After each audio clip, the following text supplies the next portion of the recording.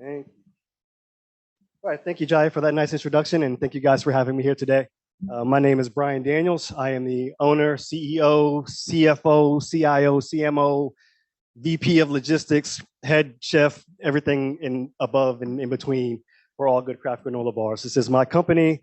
It's a very small company, as you can see, but it's one that's grown in the past couple of years, and something I'm very proud of and happy to talk to you guys about today. So my goal is essentially just to kind of give you my entrepreneurial journey, maybe share some stories, insights that kind of help you along your path, and at the end answer some questions.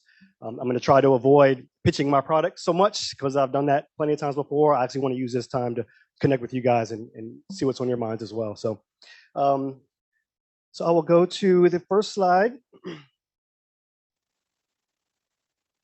No. Just do it. There we go. All right, so a little background information about myself. As you can see here, 42, be 43 in March, 2 kids, married, all that good stuff. I grew up in Virginia Beach, so born and raised around this area.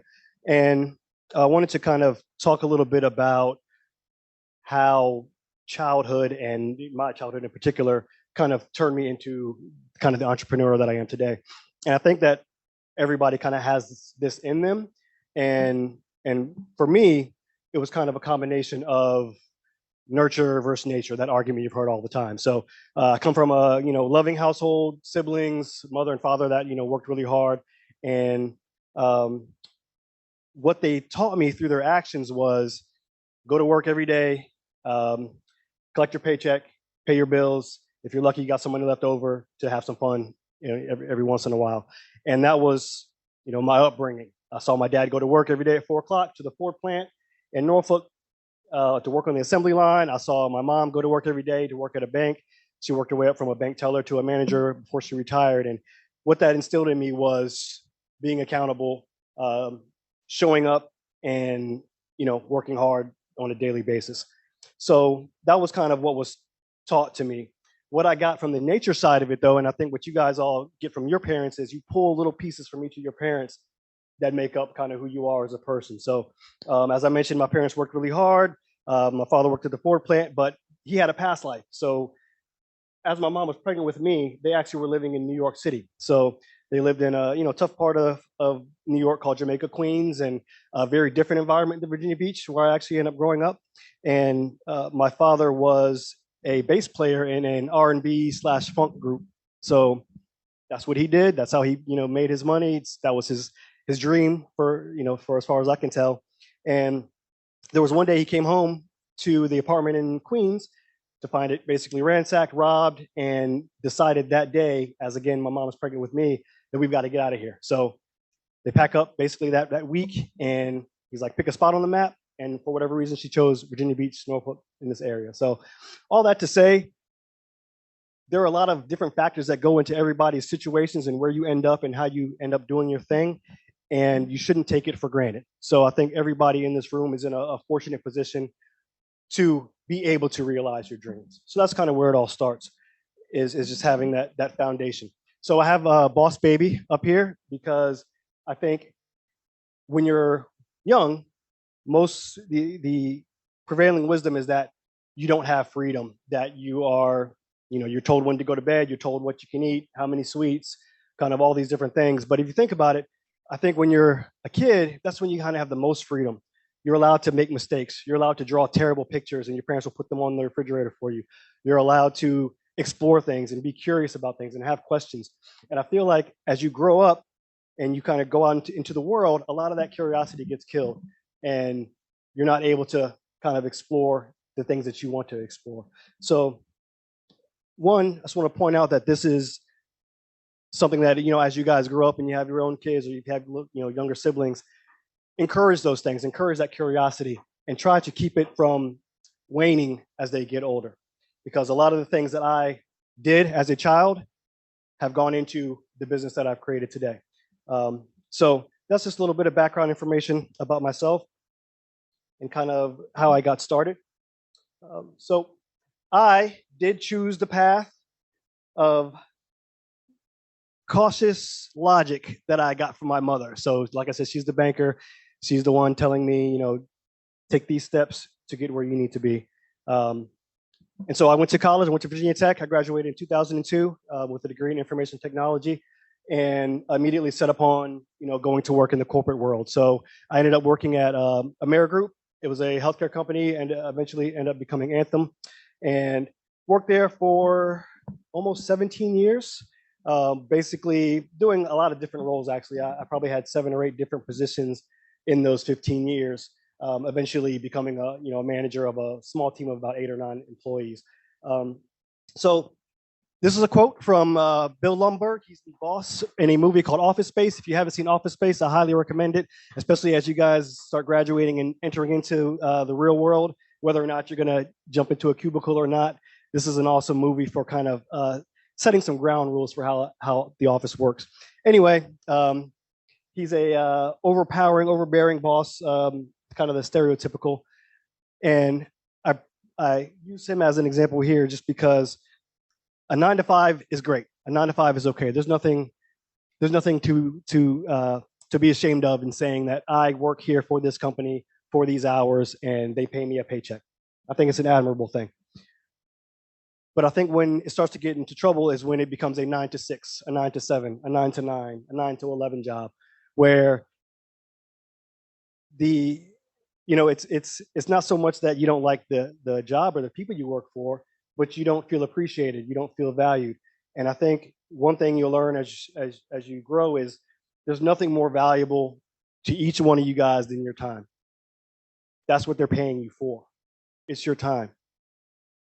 So if you're in a situation where you're not being valued, you're not being appreciated, then that's something you got to take into account. You really have to look at, do they value my time as much as I value my time? And for me personally, it got to a point where that wasn't the case. I was always willing to work above and beyond. I was always willing to be the go-to guy for anyone's questions. I was always willing to work above my pay grade. But it gets to a point where you've done that for so many years, and I felt my time wasn't valued. So if you do, or if you do currently work in an environment like this, advocate for yourself. No one's ever going to come to you and say, hey, Bryan, do you feel like we appreciate you? Do you feel like we value your time? I've never had a boss say that to me. I don't know if you have, but it generally doesn't happen. You have to advocate for yourself. And so the topic of this speaker series is be your own boss. And kind of my goal with this presentation is to show you that whatever stage of life you're in, whatever situation you're in, you are the boss. You're in control of your reactions. You're in control of what you do next and the steps you take to get to where you want to go. So even though I was in a cubicle, I considered myself a boss. No.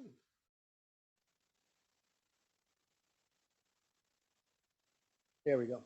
Okay, so while I was working in the kind of corporate environment, one thing about me was I was never really fulfilled in my job, in my 9 to 5, or 9 to 7, whatever you want to call it. I always felt like I wanted to do more, to accomplish something, to reach more people, to have an impact. And so side hustling for me took the shape of, I was a soccer coach for many years. One of the things I did as a kid in Virginia Beach was it. Soccer, basketball, baseball, nonstop, sports, all that good stuff. So when I finally graduated from college, I ended up coaching a little 10-year-old team on the side, just as something to do. And again, to try to make an impact.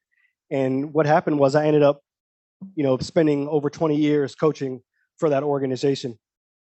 And along with that, something that I had picked up while I was in college, I started learning how to DJ. So I got an old set of turntables, went to my record shop, got a bunch of records. And before I knew it, I was DJing parties and frat houses and clubs and bars and all that good stuff at Virginia Tech. So fast forward, when I'm now working at Anthem, the healthcare company, I was still doing all these other things on the side as, one, a little bit extra income, but two, just to fill that space that made me feel, more accomplished, more fulfilled. So when I say side hustle, the side part is easy. You can do whatever you want after hours, after work. whatever makes you happy. It's the hustle part that becomes a little bit more difficult, and it has to have some kind of purpose and passion behind it for it to actually work. So in my case, like I said, DJing and coaching were two things that I did after work. So there's some days I get off of work at 5, jump in my car, head straight to the soccer field, changing from my business casual. I stop at the stoplights and put on my soccer gear or whatever. So that was one situation. And then another is, I leave work, go home for a few minutes, change clothes, and then go out and DJ at a bar until 2:30 in the morning. So one thing that I learned in that whole process is I wasn't doing it for the money. They don't pay bar DJs a whole lot of money. Soccer coaches, it's not a lucrative position. But again, it was what I was doing to feel like I was getting something out of my day. So it came to a point where, as I talked about, wanting your employer to value your time, to feel appreciated. And after many years, I kind of was not feeling that. All right. Meanwhile, I had done these other things on the side that were filling me with joy and were making me feel accomplished. And so I reached a point, I want to say in 2018, I said, if my job is willing to pay me X dollars to do this, which I hate, what am I worth to myself? If I could put every ounce of energy that I put into this company that doesn't value me and appreciate me, what can I get out of my life if I just put all that energy into something I love and care about? And so that's the point that I reached to kind of take that next step. And, it's not as going to be as extreme for everybody else, but the bottom line is know what you love to do, know what gives you fulfillment and joy, and put a purpose behind it. All right. So it's not just I'm going home to play soccer or DJ. No, I'm going home to bring joy to a crowd of people, or I'm going to the field to help teach these kids how to, be leaders and be athletes. So adding kind of that purpose behind what you like to do is essentially how you build businesses. So I got to the point where I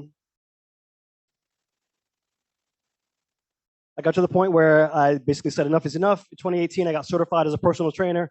I decided, I've been coaching long enough. I don't mind getting in shape and helping other people get in shape. I'll get certified, and I know people that own gyms. I can go train out of their gyms. At that same time, I also got my business license so that I could, DJ. I got business insurance, all that, dotted my I's and crossed my T's, again, pulling from my mom's side of thing, wanting to make sure I did everything the right way before I left. So it actually took me about a year and a half, 2 years of seriously wanting to leave before I actually walked out the door for the last day. So if you find yourself in a situation where, you do want to make that move, it's admirable, but it's not easy, and it takes a little bit of planning. It takes a lot of planning, actually. So all that to say, have your dream, all right? Do your little side hustles, build your business plan out, save your money, get whatever certifications you need, and then quit if that's your desire. All right? You're welcome to quit before you do all that. I just know from my experience that probably would not have worked out well. So, as I mentioned earlier, I'm in my 40s, so forgive me if my references are dated. I will explain them all to you, okay? Who's the Boss was a show in the 80s featuring a guy named Tony Maselli. So he was a baseball player, professional baseball player, and I want to say maybe got injured or something, had to retire early. So he's trying to figure out what to do with his life next, and he essentially becomes a housekeeper for a rich widow and her kids. So he's raising their kids while he's raising his daughter as well. I want to say he's a widower as well. So one of those weird situations where kind of fish out of water. And I used him as my example here because that's a lot of how I felt leaving the job. So again, I've been there 16 plus years. I know the routine. I know everybody there. I know all the processes and procedures. And then on April 2nd, the day after I quit, I wake up and none of that is there. Everything that I knew before is non-existent. Doesn't matter. Okay? And his catchphrase was, "Hey, yo, oh, hey." And it's basically what he says when he's in a constant, in a state of confusion, trying to figure out what is actually going on here. And that's the feeling that I had essentially when I woke up that morning on the second was, now what? What's gonna happen with me? What can I actually make happen? So I think the first step, even though I had, like I said, planned for many years to make the move, I think the first thing was to figure out what's my end goal. I know the businesses I want to build, and I know kind of the steps to take from there, but what's the end game?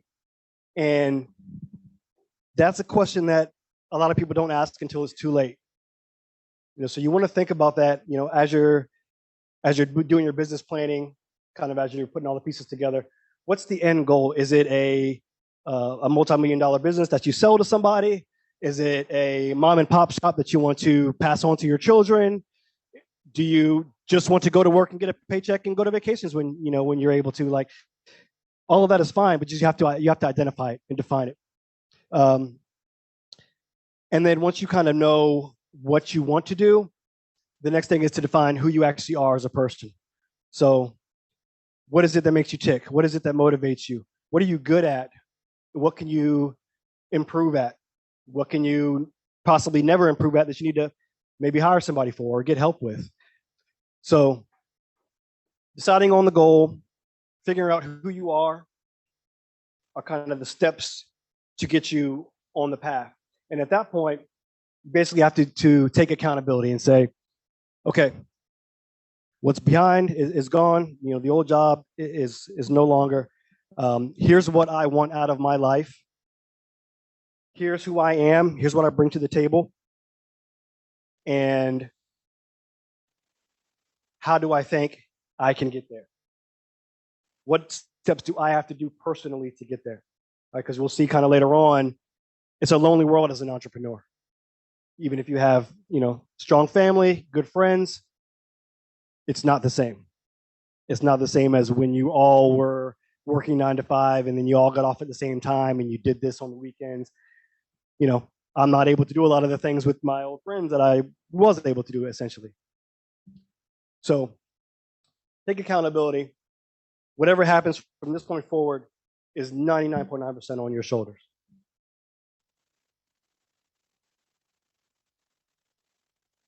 So one path to success. Obviously, there's not one. As we see here, 3 very successful, I think by any measure, businessmen who took very different paths to get to where they are. And the point here is that there's so many different ways to get to success. All right, but success is a subjective thing. Yes, I think they're successful. I don't know them personally. Are they happy? Are they happier than me? If I'm happier than them, am I more successful than them? Maybe. It's how you define it. To you, what means success to you? And just know that whatever it is, it's probably not the same as the person next to you. It's probably not the same as the people on the screen. Everyone's path is different. So we've determined kind of what we want to do. We've defined our ambition. We've defined our success. And then what next? So for me, I did a lot of research in the form of books, YouTube, blogs, those kind of things. Like, okay, how do I start this business? How do I market it? How do I gain new customers? How do I retain existing customers? All these little things that go into building a business. I was, knee deep, neck deep in trying to figure out how to do all this. And what happens is there's a term called analysis paralysis. So you've got to a point where you're just learning. You're just reading and watching. And you're spending hours and hours and hours a day doing all these things where I could have probably learned as much just by doing. So at some point, you have to kind of put the phone down, grab the paperwork, whatever it is you've got to work on, whatever the hard thing is that you're avoiding doing while watching those videos, and just do it. And whatever shakes out, you move on to the next thing. So I know that was a difficult thing for me to kind of get past in the beginning, was, again, wanting to know as much as I can, wanting to be as perfect as possible, to try to not make any mistakes. And in hindsight, that was the one thing I wish I had done a little bit less analysis, because everything I did got messed up anyway. Like, that's what happens. Everything you do is going to be rebutted by someone else down the line. So do and then fix. Shoot first, ask questions later, however you want to phrase it. And then, so we've done all the research, we know what we want, we know who we are. Now, again, the steps. Taking the actual steps. Matching your actions with your ambition. So if you said, I want to be like Elon Musk, or I want to be like Jeff Bezos and have a $100 billion company, that's awesome. But if you're scrolling your Instagram and playing Candy Crush for an hour and a half a day, your actions don't match the ambition. So it's not a lecture to tell you to work 24 hours a day. No, it's just saying that if you have certain goals and certain things that define your success, then you have to do the steps necessary to get there. All right? What those steps are, who knows? But you got to take some steps. And that's why I really love this quote. Traveler, there is no path. The path is made by walking. There is no path you're going to follow to get to where these guys are.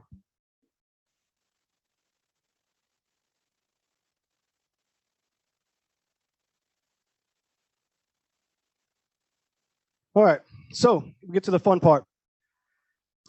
I'm not afraid of failing. I don't want to fail. I hate to fail, but I'm not afraid of it.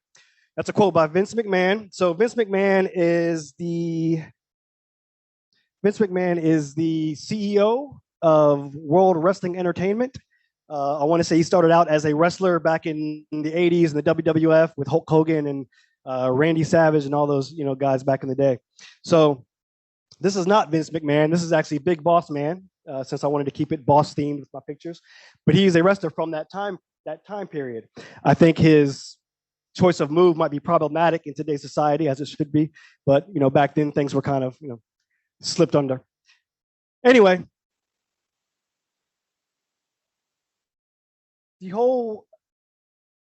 everything that you did, everything that I did. Let me rephrase. Everything that I did in the corporate world did not prepare me for the entrepreneurial world. Some things did. Some things had a hand in helping me for sure. But the rules that applied there don't apply out here. If I had an issue at my job, I go to my manager. My manager's being in the wrong, I go to their manager. They still can't get any resolution, I send in a message to human resources. There's different steps and things you can take to try to resolve your issues in those circumstances. But once you're on your own, those rules don't apply.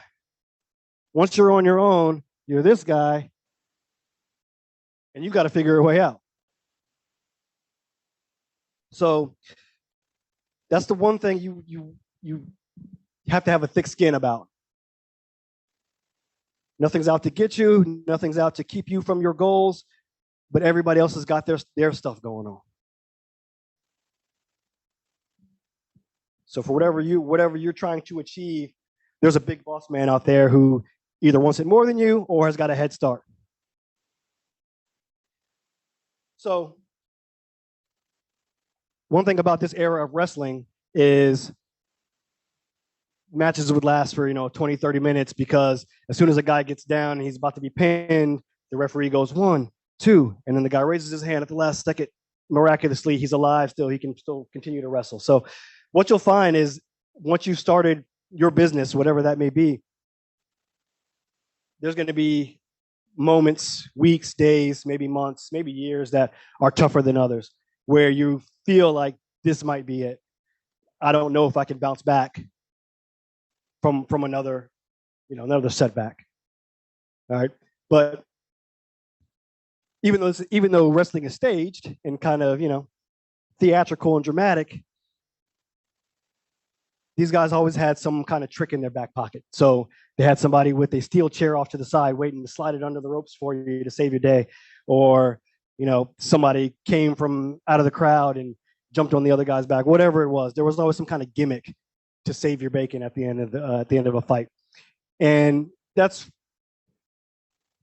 the best advice for this phase of the business is have a steel chair on deck, have a partner in the wings waiting, have a plan for when things go wrong, because most likely it's going to. You're going to get a lot more no's than yeses.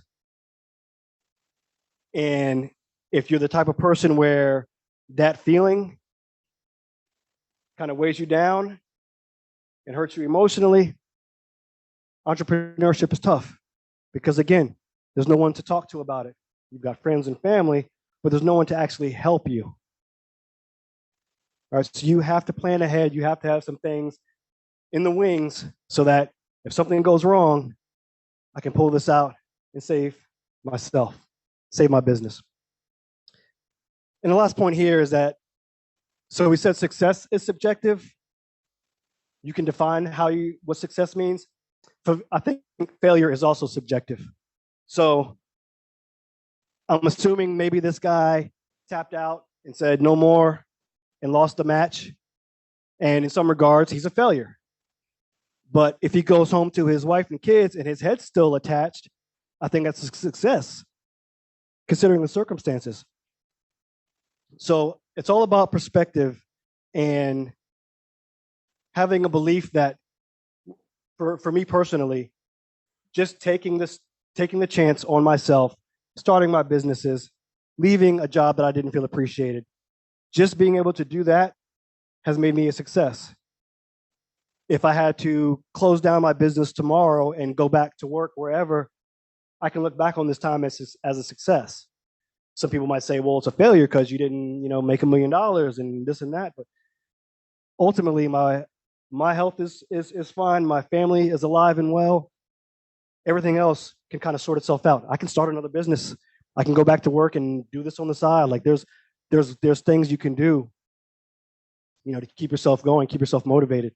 But to not take the chance on yourself because you're worried about failure, to me, that's failure. If you have something in your heart that you believe in and you want to bring to the world, take the chance on it. At that point, you've already become successful.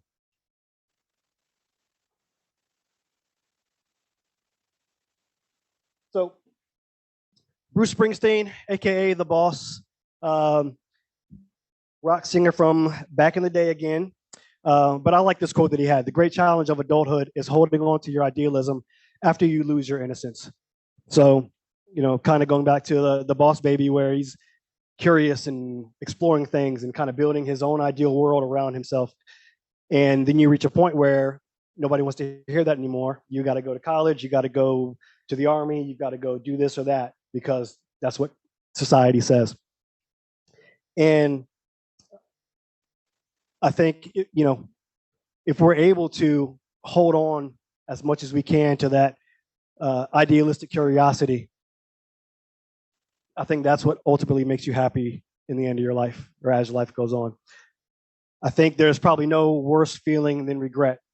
I think if you thought about a time think about a time that you hurt someone's feelings. For me, it takes a little bit of effort. I think I'm a nice guy. It takes a little bit of effort for me to think when I hurt somebody's feelings. But I bet you can remember a time someone hurt your feelings and you remembered, or you thought like 3 days later, I should have said this back to that person. That's regret. It's like for me, regret is feeling bad about something that you didn't do when you had the chance. It's not necessarily feeling bad about a mistake that you made, because generally speaking, you can learn from mistakes and do better for yourself and for others from those. But if you don't take a chance, how do you know if it was good or bad? How do you know what lessons you would have, learned from that? So you got to shoot your shot. Don't leave this world with regret. Take your chance when you can. And I think as far as idealism goes, it's a pipe dream to think that you can build the perfect world and everybody will live in harmony and all that good stuff. Understood. But what you can do, and this relates to being your own boss, is build your own ideal world. So you've decided what you want to do with your business, what kind of business you want to run, what kind of CEO you want to be. And you will attract people to you, employees, customers, investors, you'll attract the right kind of people to you. All right. And you'll repel, in a sense, anyone that's kind of not related to you, what you're working on. So the point is to take your chance, speak your truth, build what you think would be an ideal world, and eventually it will be. Mine's not quite there yet, but I'm getting there. My ideal world would have something to do with craft beer. It would have something to do with entertaining people, bringing joy. Might have something to do with fitness. And ultimately now I have a business that incorporates all these different things that are valuable to me. And I have customers that share those feelings.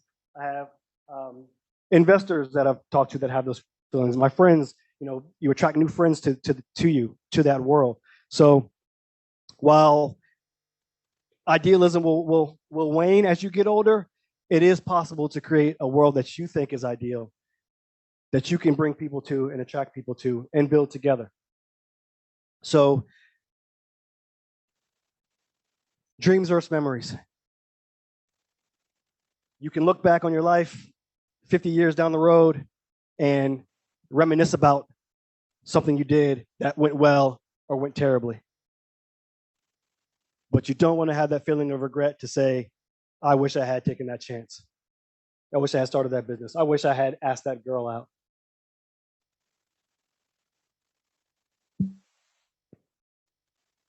So I think if we do those things, I think if we kind of recognize the skills and the things that we loved as a child, bring that into adulthood, identify who you are as a person and the impact that you want to have, whether or not that's in a 9-to-5 or in your own entrepreneurial business. Define what your ambition is, define who you are and your best path to get there. Take the steps to get there, believe in yourself, fight back when things are going wrong, and build the world that you want. And then you become your own boss, regardless of who you work for, regardless of if you have your own company or not. As long as you're living your life for yourself, for others, obviously, but in a way that brings out the best in you, then I think you become successful. And I think you can consider yourself a boss. And with that being said, in my humble opinion, you guys have the opportunity to build something special for yourselves, for your family, for your school. And I think if you go into it with the attitude that I am a boss, I'll be a boss tomorrow, I'll be a boss in 10 years, then it will come to fruition. So thank you again for having me. I appreciate you guys. And I want to take a few minutes, just go through some Q&A, whatever questions you have for me.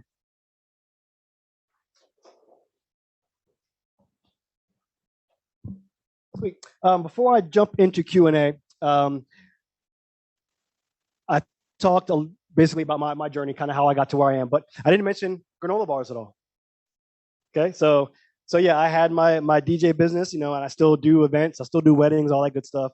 I still train a couple people every once in a while, I still coach soccer and everything. But one thing that happened to me, and I'll go back.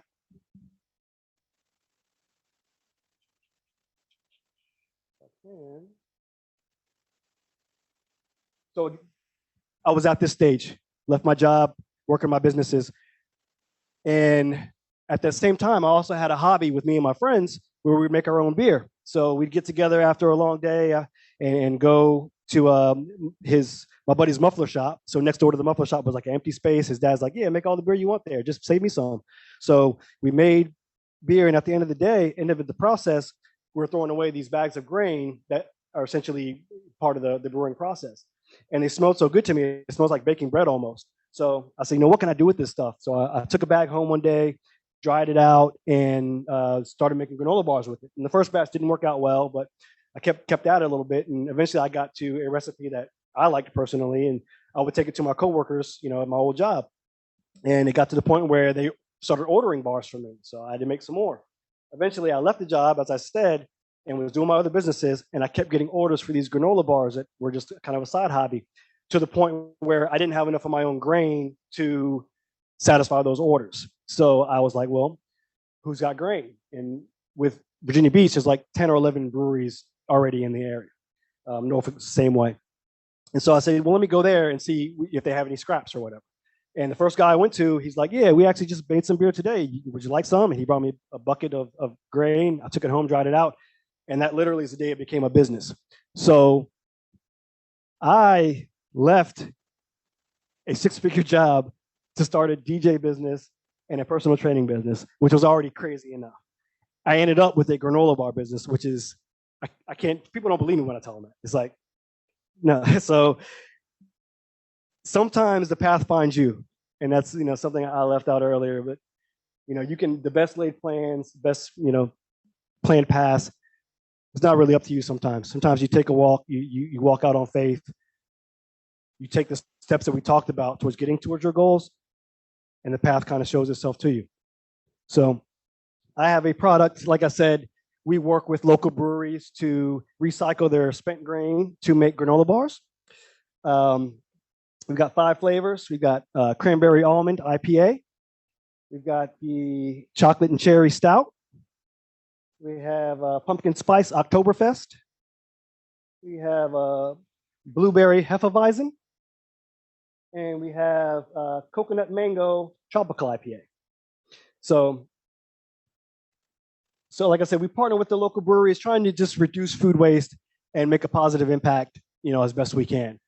We, in turn, partner with the Food Bank of Southeastern Virginia to donate granola bars, to raise money for them during their annual fundraisers, just because if there's a way to reduce food waste and feed people, it just makes logical sense to me. It doesn't make sense to be throwing away stuff while people are literally begging you for food. So that was kind of the inspiration behind turning it into a business and kind of my driving ambition for the future.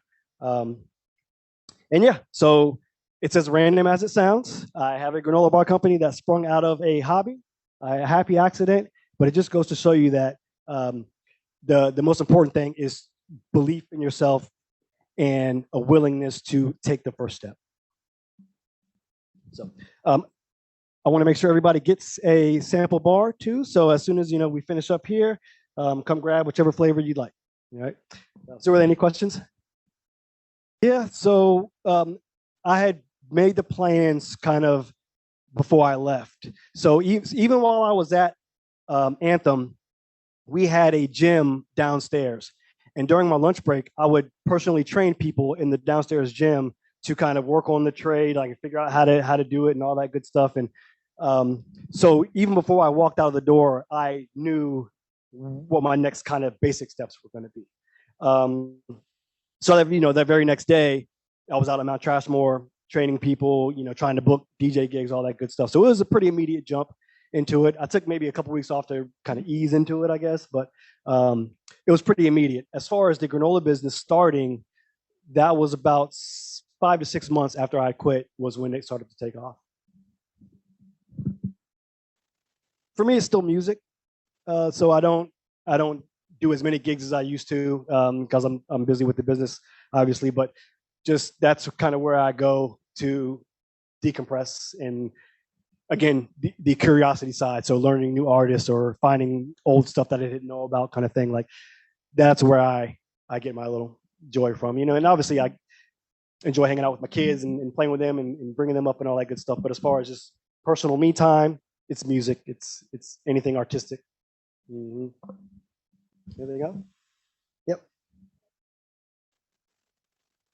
Yeah. So we do monthly flavors, monthly specialty bars with different breweries. So these are our 5 core flavors. You can get on the website 365 days a year.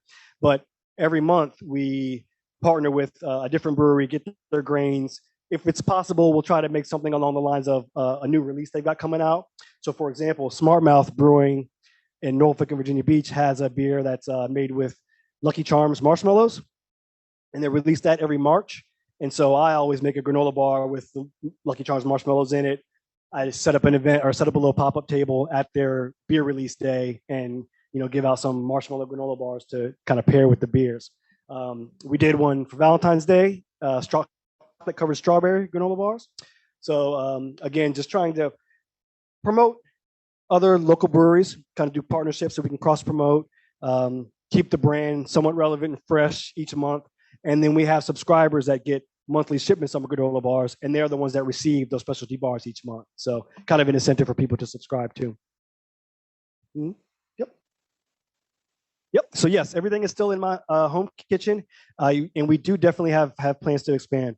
I think, and again, this is like a general theme with business. Best laid plans, don't always work out. So I've been in a rental kitchen for a little while. The guy that ran the kitchen died in a boating accident. Like random, it was just the most random thing. So I had to essentially kind of move back out of there, back into my home kitchen for now.